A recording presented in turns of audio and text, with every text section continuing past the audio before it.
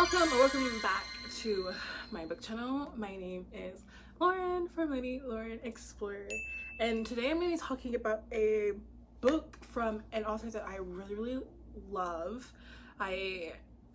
All the books that I've read previously besides this book has been a favorite of mine, and that is Draythy Annie's, and this is the second book in her Twisted Obsessions retellings series. There's 3 books right now.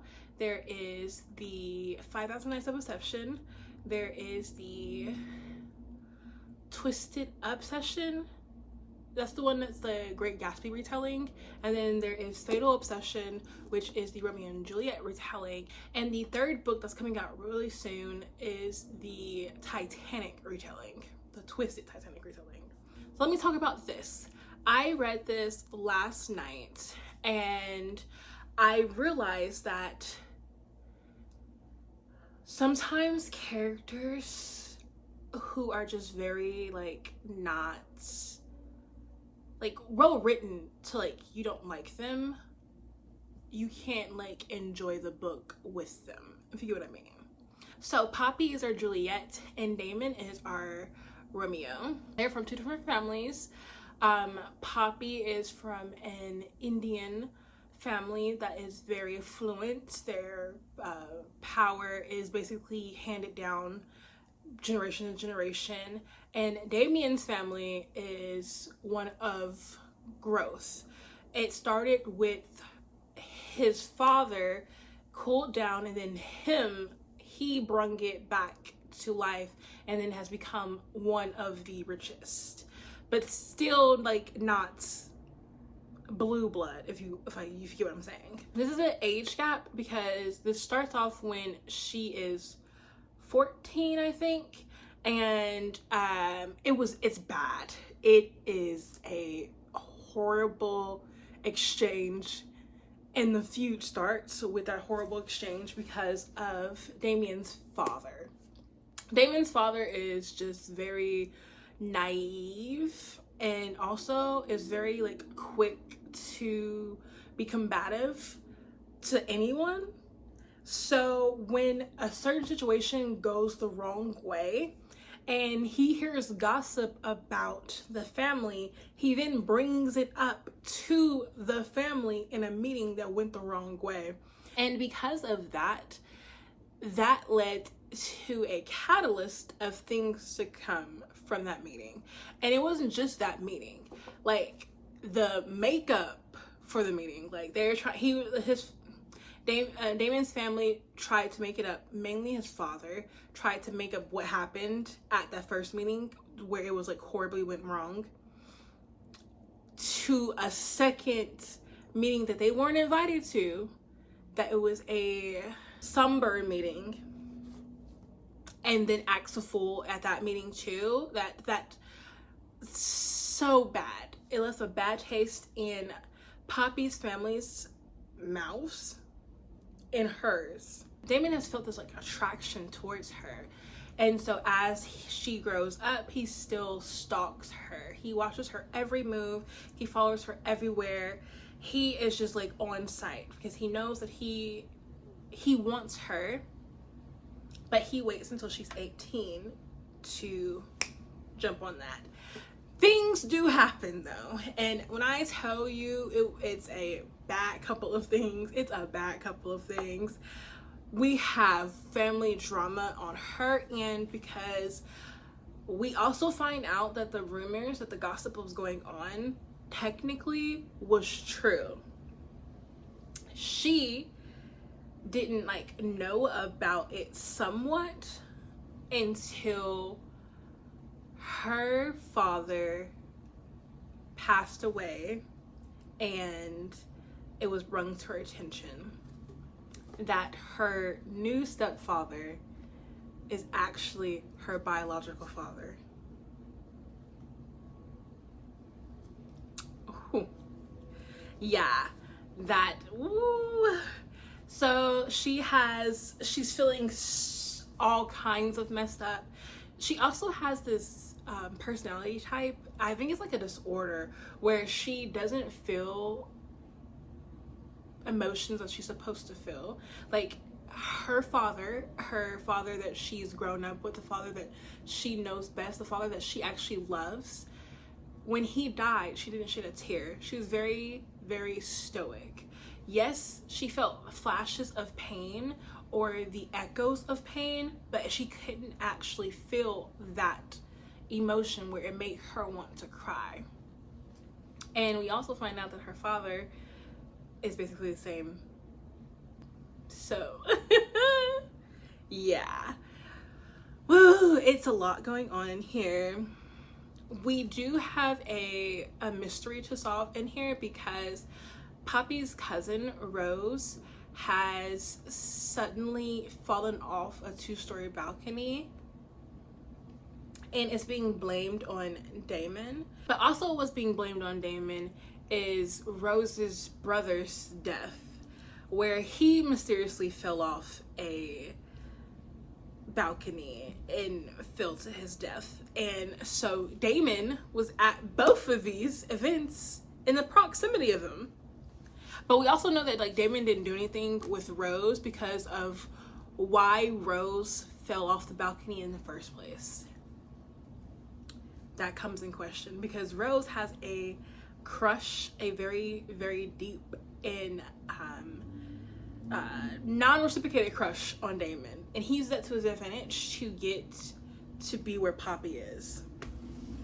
I know I'm making it like it's like a lot going on, but like stick with me now. Just stick with me. But yeah, oh my gosh,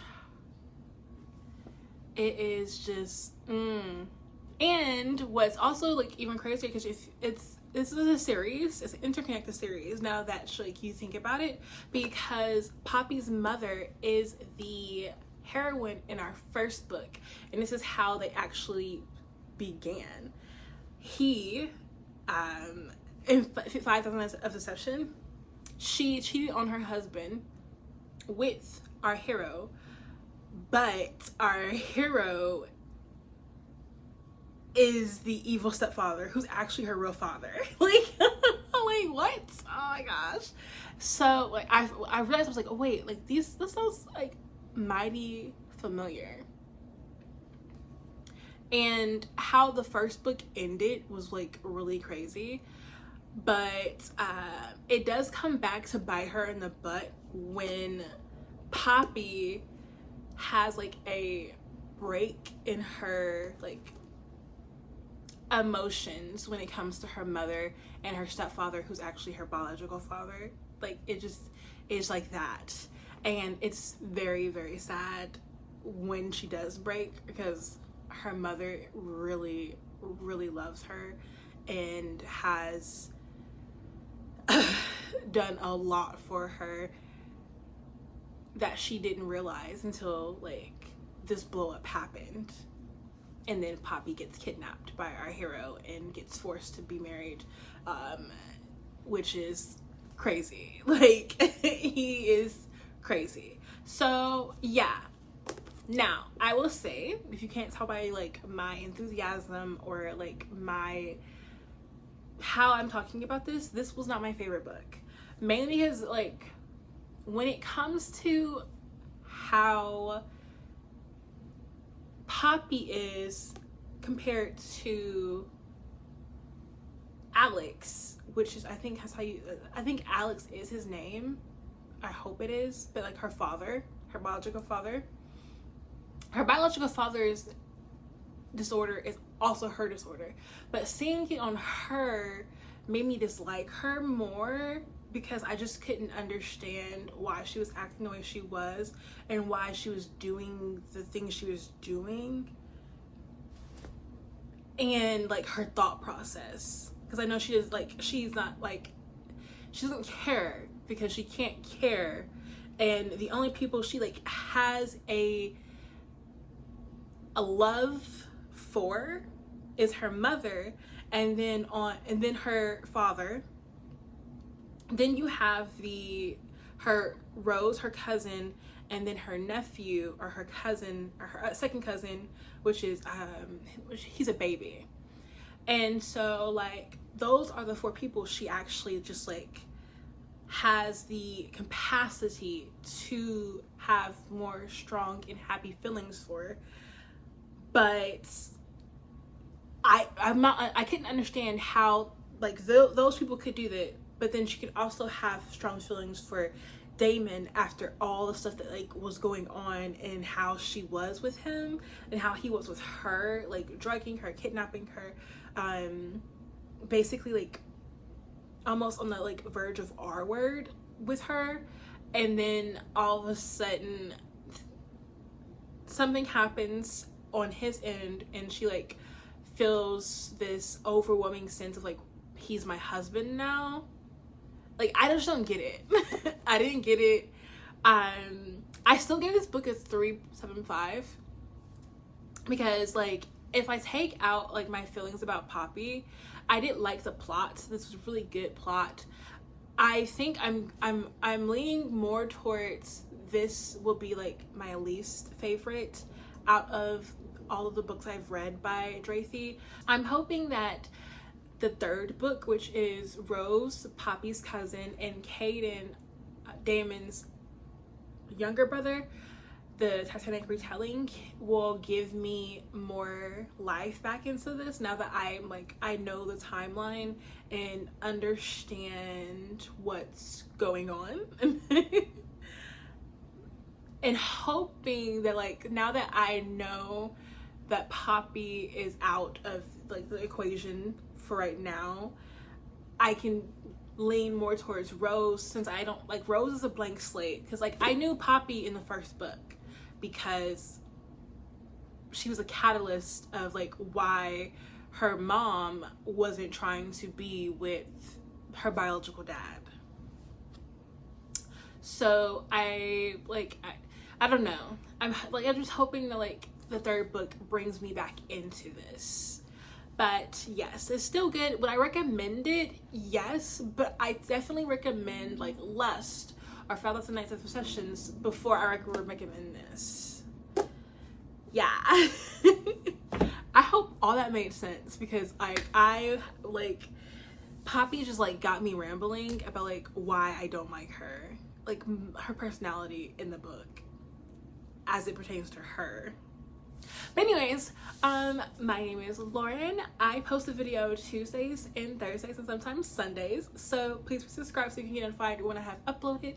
And I hope you have a wonderful day, evening, night, wherever you are in the world. I will see you all later. Bye.